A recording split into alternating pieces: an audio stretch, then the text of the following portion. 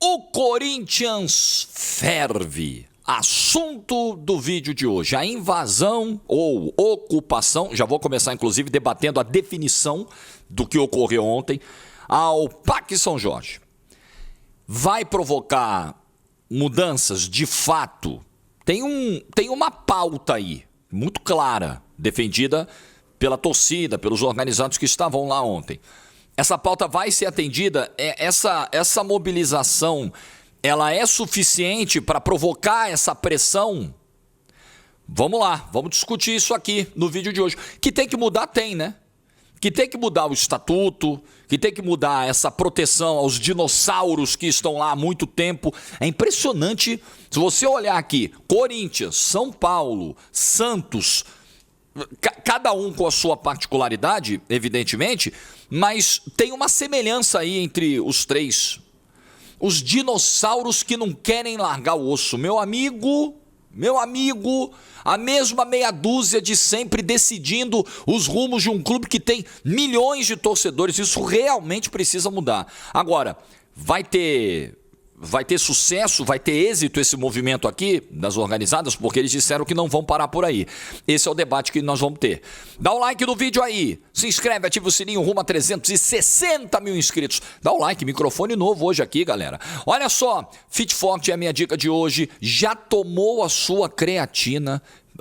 Já? Vai logo! Aproveita também para comprar logo a sua creatina, que eu sei que está acabando aí. Creatina, whey protein, pré-treino. Você que está treinando, os suplementos são seus aliados e a Fit Forte é a sua aliada, porque ela não vai deixar faltar nada para você aí. Vai entregar bonitinho, embaladinho, você parcela até 3 vezes sem juros e ainda tem o meu cupom de desconto Jorge Igor, o Igor com 2G, seus gaiato, e tem 15% off lá. Beleza? Fit Forte, link na descrição do vídeo e também no comentário fixado. Bom, cerca de 500 pessoas ontem, essa foi a estimativa, adentraram aos portões do Parque São Jorge, foi lá por aquele portão onde entram os carros, enfim, e são membros de organizadas. Esse movimento foi encabeçado pela Gaviões da Fiel, pela Camisa 12, pela Pavilhão 9, pela Estopim da Fiel, pela Fiel Macabra e pela Coringão Chopp. E também alguns associados, outros torcedores do Corinthians também estavam lá presentes. Então o número que eles estimaram foi esse, 500. A Gaviões da Fiel soltou uma nota, o presidente estava lá ontem, inclusive, dando entrevistas, classificando como um ato de resistência o que ocorreu ontem, o protesto pacífico, também, segundo a nota, ocorrido ontem. Vamos lá, a primeira discussão que a gente já teve de ontem para hoje foi o seguinte: foi uma invasão ou foi uma ocupação? A imprensa trata como invasão e muitos torcedores estão vindo na contramão disso, debatendo, fazendo um contraponto. Olha só, não é invasão, isso é uma ocupação de um espaço que já é nosso do torcedor. E aqueles organizados estariam representando toda uma coletividade. Eu entendo que tem uma simbologia aí do termo ocupação, eu entendo, e não vou tirar a razão de quem está levando para essa linha de definição. Mas vamos lá, eu sou um jornalista, eu sou uma figura pública, eu preciso ter responsabilidade com aquilo que falo e também com a língua portuguesa, né?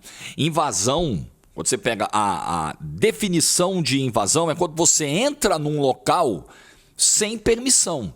Então, até onde eu sei, não havia permissão. Não estava combinado com o Osmar Stabile, que hoje é o mandatário do clube, que estava lá, inclusive, que recebeu esses torcedores organizados.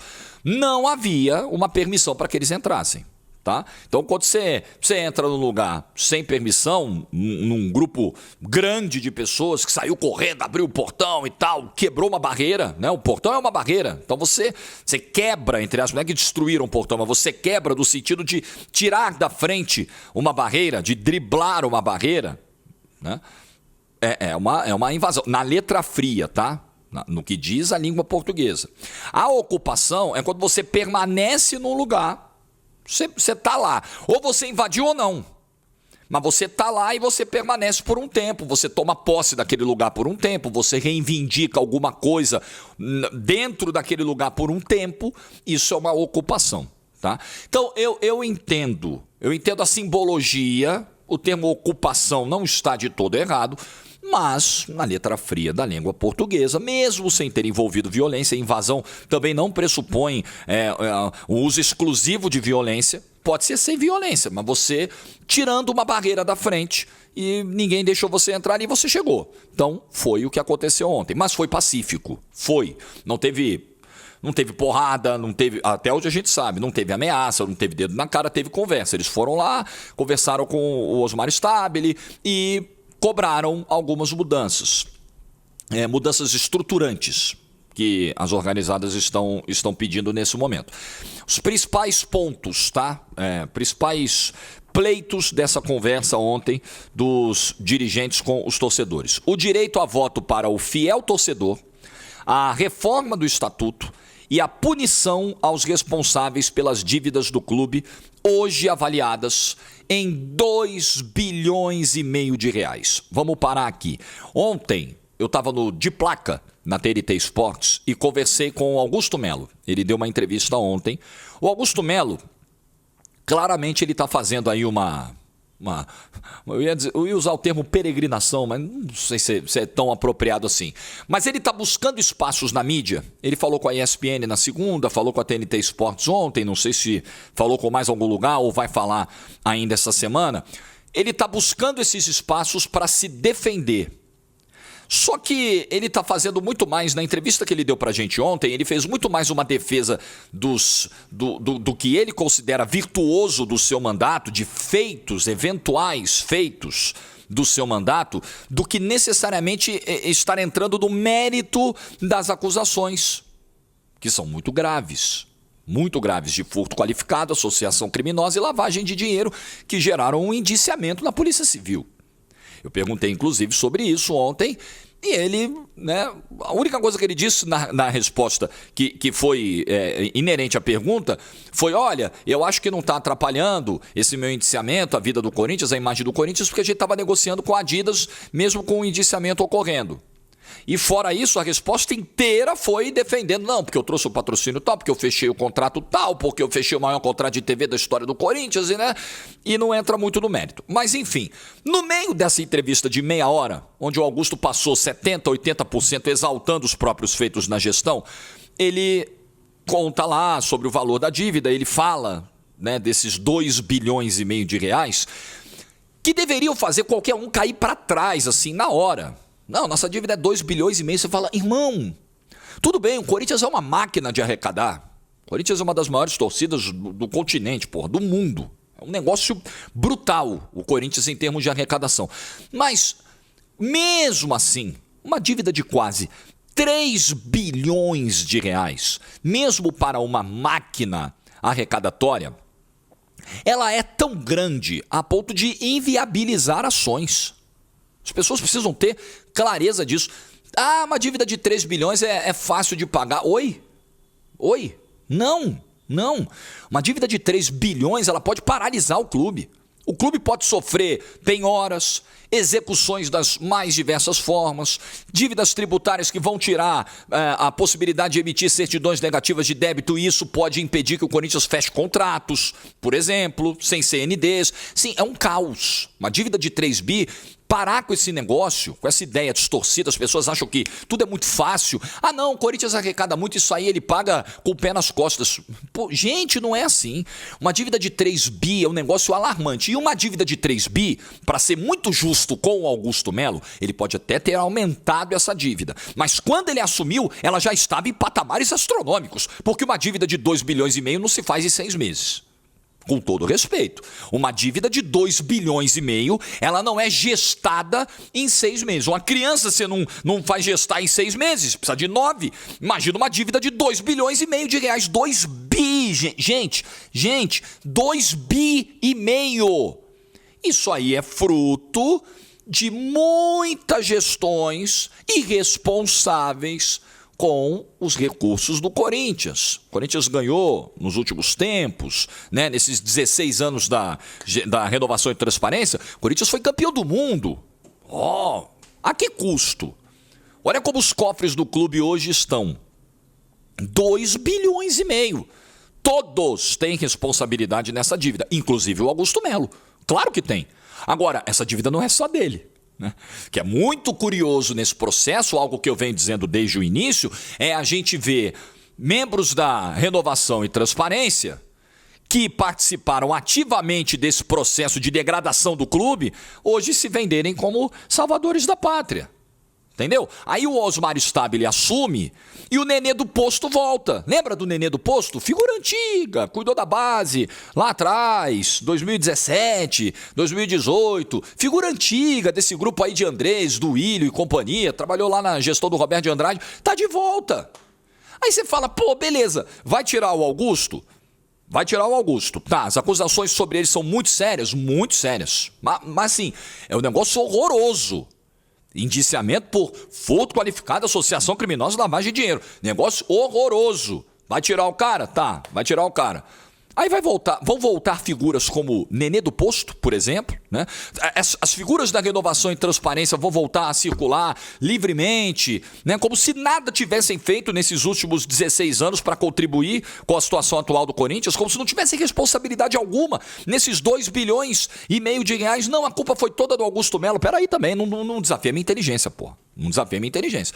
Então, uma dívida de 2,5 bi, já vou voltar nas reivindicações, eu não perco o fio.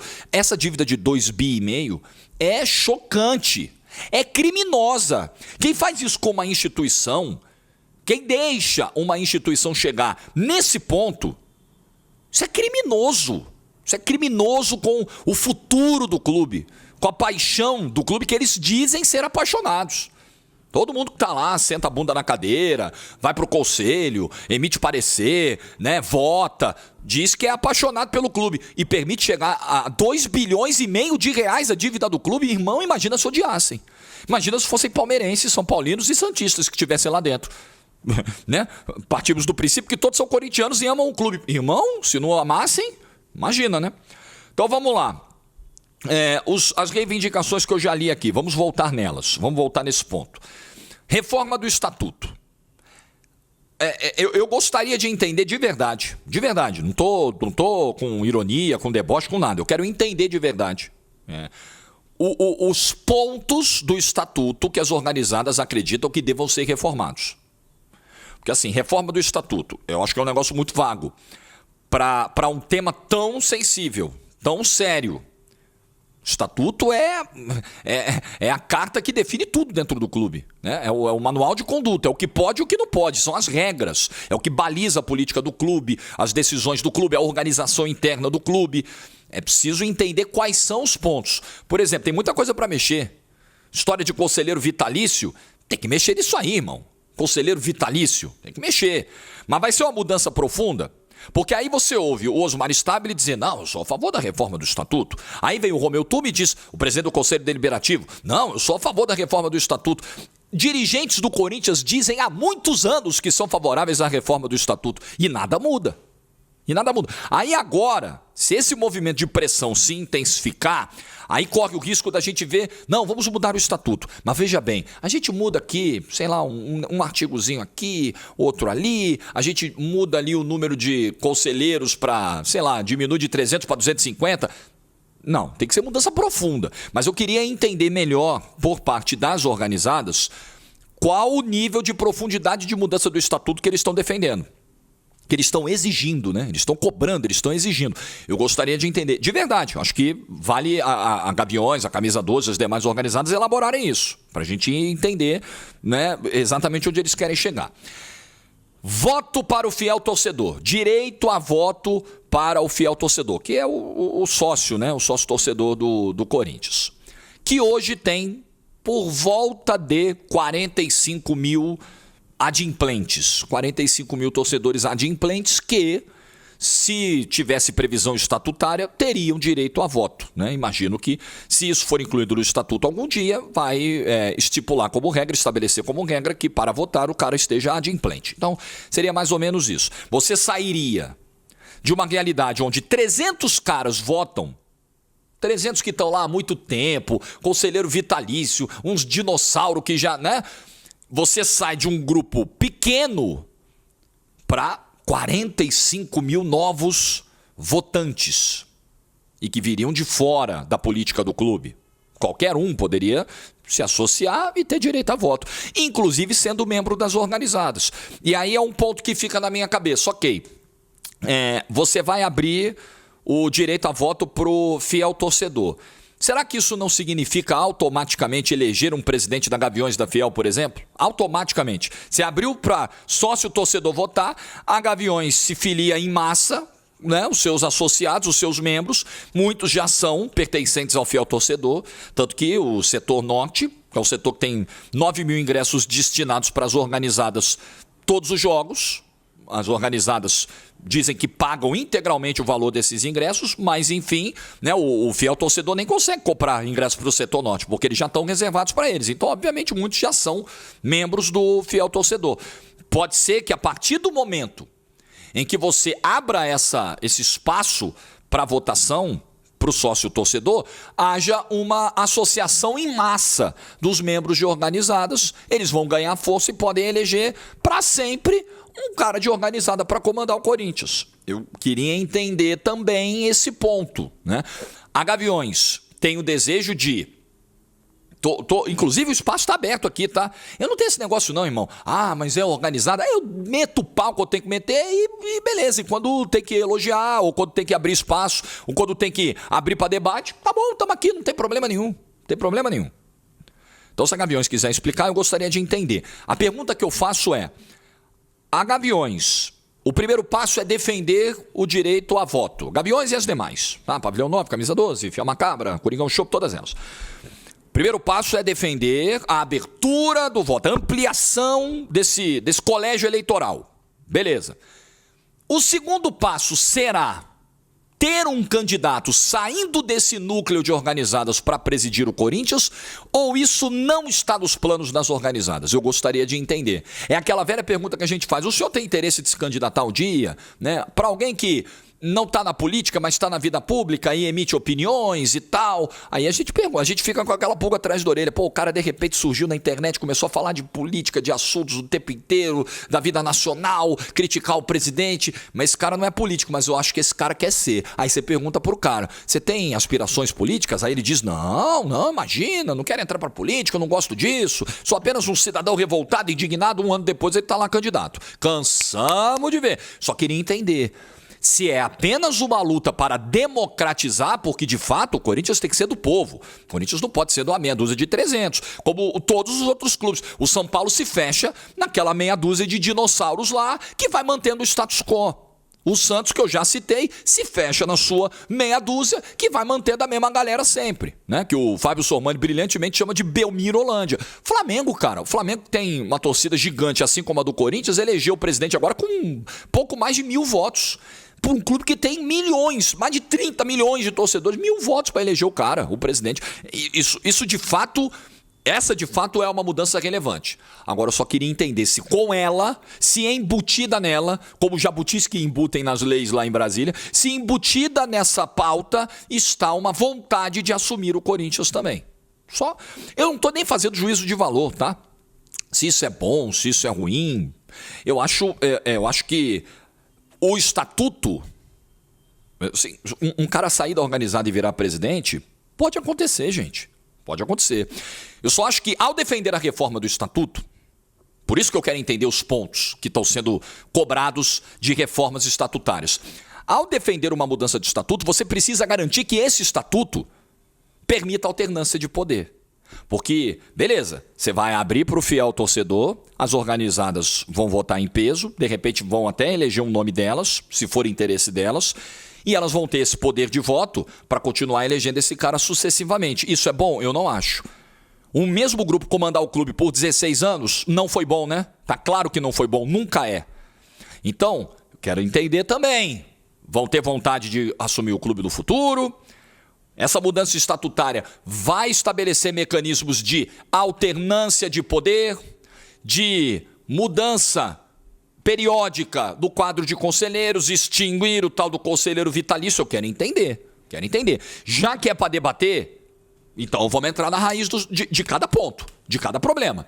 Então, nos próximos dias, as organizadas prometem que vão intensificar esse movimento. Inclusive, até o presidente da Gaviões lá, acho que é Alexandre, o nome dele, falou ontem, olha só, se você não gosta de organizada, não tem problema, né? Mas o corintiano tem que parar de brigar em rede social. E eu acho que ele tá certo, tá? O corintiano tem que parar de ficar brigando um com o outro para defender Augusto Melo, para defender Andrés, para defender Duílio. Se você não é de organizada, vem com a gente. Cara, eu acho que esse ponto... Eu sou muito, cara, eu procuro ser sempre muito justo, gostando ou não de organizada, gostando ou não das figuras, já criticando os caras aqui ou não, isso não me importa, eu analiso caso a caso, eu não tenho má vontade com ninguém, nem boa vontade com ninguém, eu analiso caso a caso. Esse ponto do discurso está correto, está sensato, vamos trazer o torcedor comum, vamos trazer todo mundo, a gente precisa fazer uma pressão, precisa fazer uma mobilização, está correto, esse ponto do discurso está correto. Da organizada, do principal líder da organizada. A minha dúvida também é se isso vai gerar esse movimento esperado de pressão. Porque, comparando com a política nacional, eu sempre gosto de comparar com a política nacional, é um tema que me fascina. Você tem na política nacional, muitas vezes, pressões que vêm de fora para dentro, você tem uma suscetibilidade dos políticos às pressões.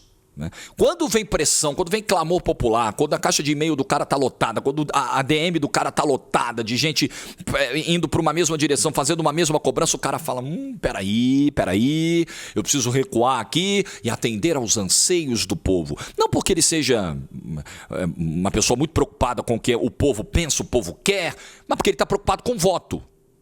Porque essa galera é a galera que coloca ele lá. O caso de uma política de clube é um pouco diferente. Porque esses conselheiros eles não estão lá pelo desejo dos torcedores, eles estão lá por força de estatuto. Então eu quero também entender quais serão as próximas ações e aí a gente vai ter que ver isso no dia a dia, semana após semana.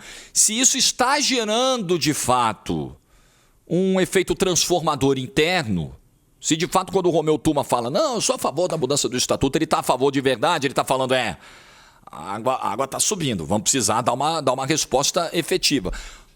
Ou se lá dentro vão botar panos quentes, ou se eles vão se blindar e vão falar, tá bom, deixa os caras reclamarem aí, deixa os caras botar faixa aí, que o clube é do povo, fora ratazana, mas nós vamos continuar aqui. É isso também que eu quero entender. Por isso que eu acho que essa convocação feita ao torcedor comum, ela é muito importante.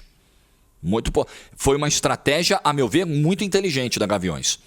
Para que isso não fique restrito ao grupo de organizadas, que é um grupo muito criticado, né? É estigmatizado por culpa de suas próprias ações, pelo seu próprio histórico, né? De violência, né? De prisões, não tem como fugir disso. Então as organizadas elas têm a imagem muito arranhadas perante a sociedade. Se esse movimento, mesmo começando com as organizadas, traz a reboque o povo, o torcedor comum, a legitimidade desse movimento aumenta. Ele passa a ser encarado com outros olhos, por nós da opinião pública e principalmente por quem está lá dentro. Não é a galera da organizada só. Não são aqueles 500 que vieram aqui no Parque São Jorge naquele 3 de janeiro, naquele 3 de junho. Janeiro, já estamos na metade do mês, do ano. Não é só aquela galera que veio no 3 de junho, não. É a massa. Entende? É a massa corintiana que está aí. Agora o negócio... Então, é preciso que o negócio ganhe tração, sabe? Ganhe volume. E por isso foi feita essa convocação ao torcedor. Porque a própria organizada entende que ela tem uma força, ela tem um peso, mas ela precisa de mais. Um movimento como esse precisa de toda uma coletividade engajada, indo para a porta do Parque São Jorge, indo para a porta do CT, protestando no estádio, protestando na rede social. Eu sei que tem o campo. O Corinthians tem que se preocupar com o campo. O Corinthians tem que se preocupar com o Campeonato Brasileiro. O Campeonato Brasileiro é perigosíssimo, é traiçoeiro. Você não pode largar o Campeonato Brasileiro. Mas nesse momento o corintiano tem que se preocupar muito com a política do clube, com quem vai assumir o clube. Beleza, tirou o Augusto Melo, o Augusto não serve, o Augusto está com a imagem arranhada, o Augusto tem indiciamento, o Augusto tem suspeita de crime pairando sobre ele, tirou o Augusto. Vai voltar a mesma galera? Se for para isso, não vai mudar. Né? Vai para voltar o grupo de antes?